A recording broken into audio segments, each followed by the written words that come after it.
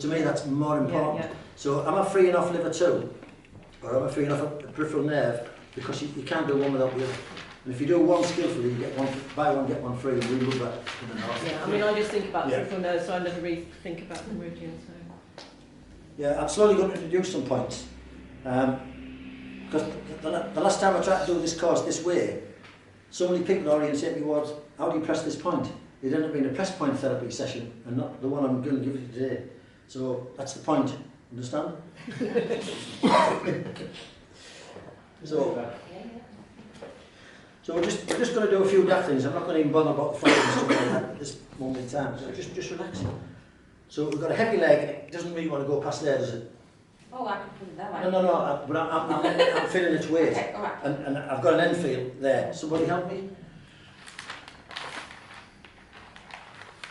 There you can feel this end feel. See that one, end feel comes there. You feel what I'm saying? Yeah, so the end feel comes there. And it's still, it should go beyond there, but that's poor. This end feel comes in here. Just put your fingers under there and just raise it up and you get the end feel. It doesn't want to go past there, and it's quite an inelastic barrier. Yeah, you get what I'm saying? What you mean, yeah. Now what that tells me is that your leg isn't joined to your core. Okay. Because you have to use muscles to pick you up. It's not the pendulum swings going. You get me? Now, also you're bound to have a weak source because the leg can't. Weak source. You have to have because it's not joined. Yeah. Do you get me? Yeah. So if we, do you all know about peripheral nerve scratch testing? Yeah. Yes. Yeah. Okay. What was found by an orthopaedic surgeon quite some years ago was that if you have an injury that makes the nervous system regress to make adaptations, it regresses back to at least 9 if you lose your gaits. So if you test somebody and they've lost the gaits, then they've gone back to the pre-crawling stage. And so they know it's at least 9 because that's when the nervous system becomes mature. Right? So you're X age, and if you've got a scratch test and no gaits, your nervous system is operating out of what it was pre-9. Okay. Which is reflex and not a mature reflex that you can move in 3 directions. So your body's walking around as best it can, the opposite hip's getting tired, and this could be the cause. Yeah. So I'm going to do a scratch test on the previous intact muscle. So hold the previous intact muscle, just put it back down, and scratch there, and it says, yeah, we've got a peripheral nerve. Okay, so I'm scratching this one, and this one says I haven't. So that takes me to this here. So what I'm feeling next is FHL, functional hallux limitalis. Yeah, I'm not sure what you know, what you don't know, so I'm just running things by. So I'm putting the weight on there, and that's limited to about 20 degrees. That's you weight bearing, walking.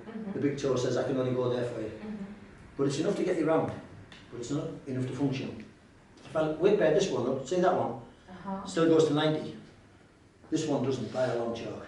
Yeah. So the next thing I'm going to go to is underneath the big toe, between the big toe and the second toe, and I'm going to stretch the ligament that holds the sensory nerve that feeds the top of the 2 toes and gives them sensory feedback. And I'm asking, have you got a problem? And it says, yeah, I've got a problem. Have you got a problem? It says, no, I'm okay. So we've got a peripheral nerve involvement here. The other place you can have a peripheral nerve involvement is between the 3rd and the 4th, which is the gallbladder channel, just by the by. And that sings as well, doesn't it? So I'm doing is squeezing the tissue, top and bottom, to separate the fascia, to see if it can separate. It says, no, I'm in trouble too. So we've got 2 toes there. So the next thing I'm going to look at is eversion, and it's poor, and inversion is okay. But see the eversion? See how restricted that is? So if we look at this one, it goes to there, look. Can you feel? Yeah, and it goes to there. So eversion, inversion, all good. Eversion, not good. Inversion, okay. So that's going to involve kidney point and a bladder point. Okay? Yeah. So I'm talking points here, not Yeah, talking yeah. yeah. So further up here, your gallbladder has got to be involved in that because the fascia is distorted. So that's going to have a problem. And stomach 36, you'd like to walk 3 miles more, wouldn't you? So then if we come further up the leg, and we test, we test the quad, that isn't there, hold, that isn't there, and we test, say, the sartorius, that isn't there, and we test the facial lata, that isn't there, then we've got a couple of weaknesses, haven't we? So they could be coming from all over the place. Your pelvis could be out and a whole bunch of stuff. Also, I want to take your legs up to the side, quite flexible. And quite flexible, so that doesn't need to change with one. So, there. You saw earlier the thumb technique to get the stick back. So there's your big toe, there's the next joint, proximal joint, there's the distal joint. So that's the joint we want there, that one. Yeah. You remember that, won't you? And that joint probably hasn't been moved for quite a while, has it? Very long time. So you know when you boil your kettle every day and you expect it to work, well if you live where we live, we have hard water. Everything's hard and hard. Even the water. But it fires your kettle up, you know, so they don't last 5 years, they last whatever. So we have to descale it. So I look at this as a descaling job. Okay. So in between the nice condyle of that bone and the nice shiny condyle of that bone where the cut and saucer meet, and the big toe glides like that, it says, I don't glide. It's all gritty and nitty. Yeah. So I want to free that off to see if I can get back the eversion and back this and back that. But, is that going to count as a lot of wear? sorry? A lot of wear in that joint? 31 years of wear. Which, The injury that she had was 31 years ago, and she's had problems with that hip and this foot for 31 years. So the question she asked me at the break was, if I've got a problem that's 31 years, how many sessions would that take? Because each time you fix it, it'll just go back to the pattern it knows best. And my argument is, no, I'm going to change the neurology of that pattern. And if I change the neurology of the pattern, the autonomic nerve system picks it back up and it's fixed. It's done. So the next time you come in, you move from that plateau and not recurring. That's what chiropractors do. Send this out on YouTube. I've got a magazine at home, and it was written in 1987. I've got stacks of chiropractic journals and things. And one of the articles the other week, I was looking for some stuff for the new class. It was like, what the definition of a subluxation. Oh, this will be interesting. I haven't read this for years. So I'm reading through what the chiropractic definition is. And this chiropractor said he had a client that had been adjusted on the same vertebrae 200 times by the chiropractor he goes to. 200 times. And that's what they do. Every week you go and get a lumbar roller, every week you get a D4. D4, dorsal 4 is the most adjusted joint by chiropractors in the whole body. But when you understand the dynamics of the body, it's one of those that has to transfer the weight. It's one of the transmitters of the potential. So what I'm doing is I'm taking that joint and bending the first joint and then putting my fingers at the distal joint. So I'm doing that. You got me? So I'm doing that, and when my fingers do that, cross through the interface, that's quite light, that's just a passive grip, but the toe can't go anywhere, that joint, and that's the one I want to work. Now, I've got my legs crossed, and I'm twisting to increase the rotary torque, gear train, tension coupled, 4-bar mechanism, long arc to the toe. But once I'm there, I'm quite relaxed. I can switch off now. That's not any strain on my hand, it's just holding something in a tension coupled grip. You get me? So this doesn't want to be hard work. So now I can get hold of the other bone that I want, and I can make that one come this way with body motion, that way with body motion. Yes, let's get that toe moving. Ow, ow, ow. Ow. What was your end feel there when you come off? How did you know to come off? How do I know to come off? Yeah. Good question. At first it wouldn't glide on that condyle, Yeah. it graded its way back down, Yeah. and the second one was easier, Yeah. and the third one was easier, then I held it and wiggled it, both directions, omnidirection, up and down, wiggle, wiggle, big free toe, on.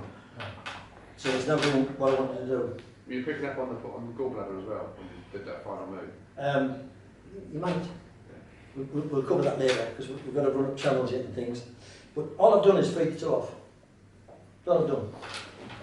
All I've done.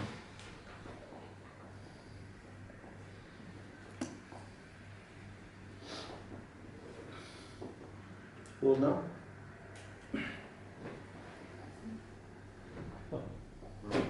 Gosh, that's the difference. So, with only that, Yeah. we'll get you off the couch, please. Yeah. There we go. And just walk up and down and you notice the changes now. I could walk properly. I could move. My pulse is doing this. So 31 years didn't take 31 years to get better. It took that to get better. To make, then when you follow your balance through with that, any adaptions will now stay away because the main cause has been switched off. There's no longer the wrong messages coming. Oh, I love it. I love it. Thank you. Oh, No, like that? yeah, this is moving. Yeah, yeah. Thank you. Could have done more, but more is less, isn't it? Less is more. This is more. Is it that one? Less Yeah. is more. So, James again, please. Shoes off.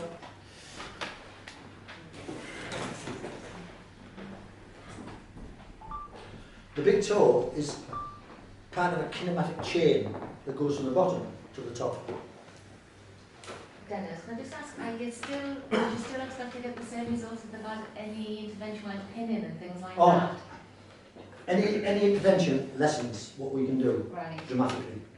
Yeah. Yeah. We had a lady come to us, she goes to Chris now, she's the bell ringer. No, the organ player. One of the two. I think she's with bells on a Sunday and organs on Saturdays. But she's the last organ player in the article and she's had to retire. But I think she's 87, is she? Bell, yeah. Yeah. And she come to me one day and she said, oh, I'm going to have to get an operation on my toe, Mr. Bartram. I said, why is that? She said, oh, the doctor said it doesn't move, so they're going to pin it. I said, no, I'm going to give her a porcelain one then. She said, no, I'm getting a porcelain one. I said, well, I fancy one of them myself, porcelain. You know, porcelain cups. I said, but your big toe does move. She said, what do you mean? I said, look, it moves that much. So the doctor said it doesn't move. I said, well, she's clearly wrong. I said, and if it does move a bit, I can get it to move more.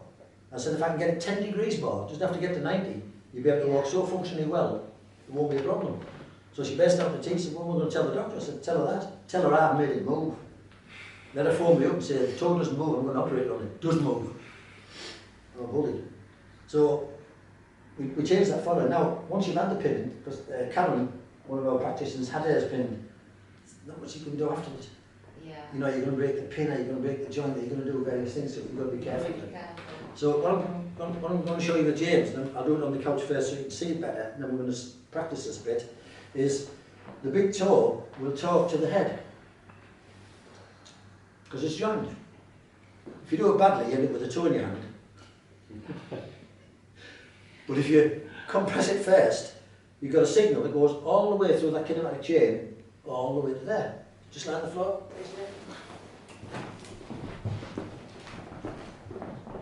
It's useful in Budo, because if you want to turn somebody over,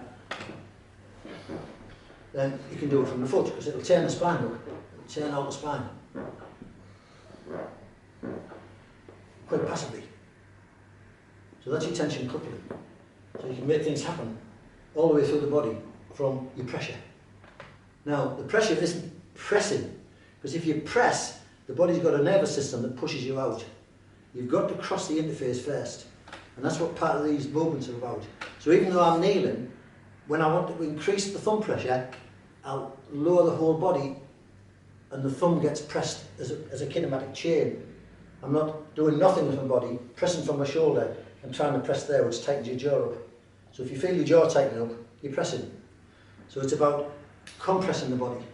So you get these signals going all the way through. And the same when you come to different kinds of tissue.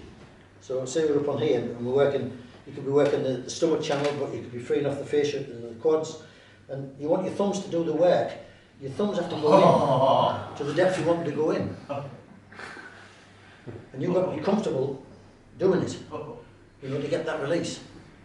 But you can see the distortion, if that was futile, and he was strangling me, I went, I don't think he will, then he won't. Will he kick with the other leg? No, he won't. He definitely won't.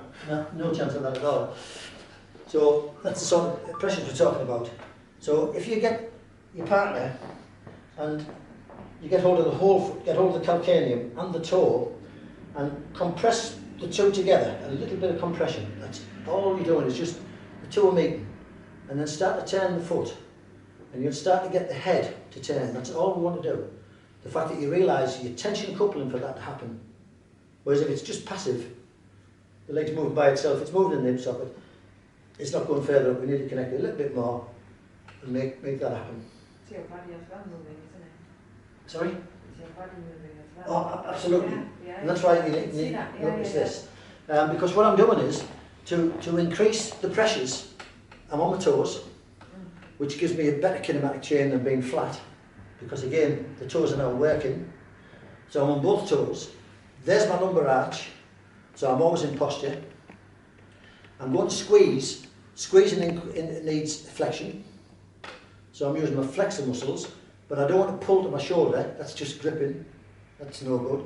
So I've got to bring the head forward at the same time as I lower my body and increase my lumbar curve and tip to the side I want to increase the pressure. Do I want it there or do I want it there? So the side bend transmits it to the arm and goes, no, no, yes, yes, right, right, you're on the right spot. So your body movement is paramount behind it.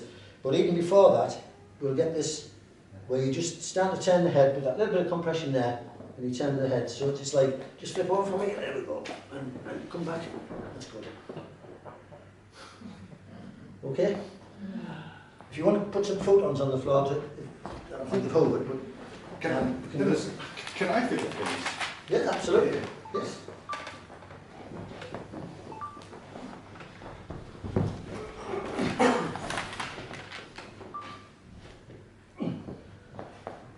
So, there's a compression, there's your calcaneum, compress them both, and no, we've got a dead leg. We need to educate your nervous system to do it. Very much so, yeah. I'll work on that through the day, we'll get that much better than that, because that's... I just want to feel the grip. Oh, the grip, all right, yeah, all right, this is the grip. I felt the grip. There's the grip. So now, I'm increasing the grip, I'm dropping down, so that's the pressure I want now. So that's, now I'm totally relaxed behind it, I can go to the proximal joint and start to move it. And then you're moving with it, isn't it? And I'm sliding that cup and saucer condyle of that distal joint of the toe on the condyle, there it is there. And if you look at, if you think of those trio thing, Mm-hmm. so that's the first, that's the second. So What is it in the middle? The You know, gate train. what do you call The it? gate train model. The gate, The gate train, yes, yeah. so, because you're moving 3 joints, isn't it? Yeah, see, the biggest gate, the biggest heterokinetic joint is the tibia. Mm-hmm. When we hit the floor with our heel, the tibia turns inwards. Mm-hmm. By the time we got to the little toe and go to the big toe, the tibia is turning outwards. Mm-hmm. So the tibia is actually turning in and out as the foot's walking, Yeah. which is, yeah, when you read it, at first you think, but it also strengthens the argument that it can't be weight bearing, Mm-hmm. because under weight it wouldn't be able to do that. And the heel wouldn't be able to pitch, roll and yaw Yeah, under the yeah. weight of the body. Yeah. So that's the fact that it's all in suspension. So, so what was saying? So that's only pulse return. So all of that, if the foot can't go to inversion and eversion, and the big toe can't be free, it can't perform those things. Now I knew it was affecting the bladder point, kidney point, liver point, and gallbladder point.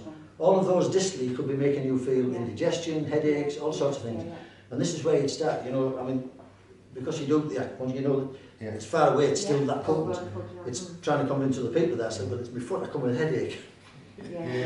But that's the pressure. That's the pressure.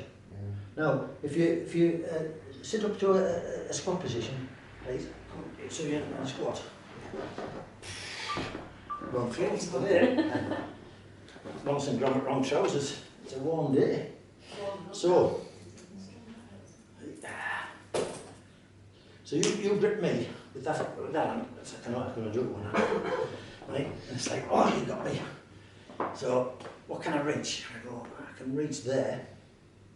So if I can cross your interface, you've let me in. So I'm across the interface now, totally your nervous system now. Now if I pressed hard, your body can press me out. So it's like, oh, you got me. I go, maybe.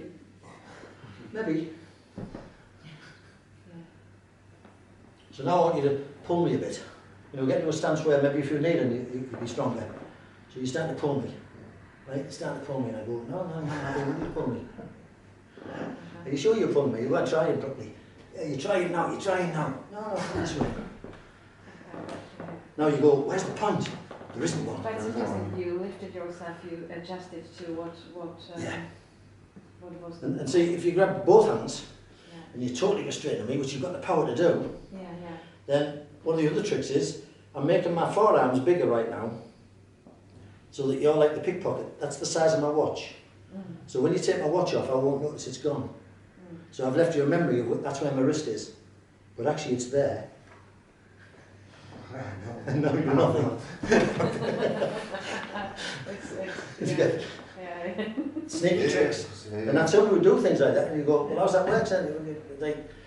And he would do it inside the boogin. Yeah. But they were the bits that you weren't going to get. You know, that's the part of the trick we showed to my friends. It was like, you're a big boy, hold my hands. Yeah, hold my hands. And then when you're tense, they can feel it. If you're relaxed, they have nothing. Yeah. And literally, like one of my mates is like, bodyboard it's like, you're a big boy, come on, hold my hands. Hold my hands. And even to the point where you can grip that really tight. Really, the more muscular, the better. Really, really, really. Yeah. And you release and you go, oh, I'm gone. So you become slippery. It's like, oh, come here. It's almost like the nervous system talking to each other, isn't it? Exactly that. Yeah. You're talking to the nerve, but you become their nervous system, giving it aberrant signals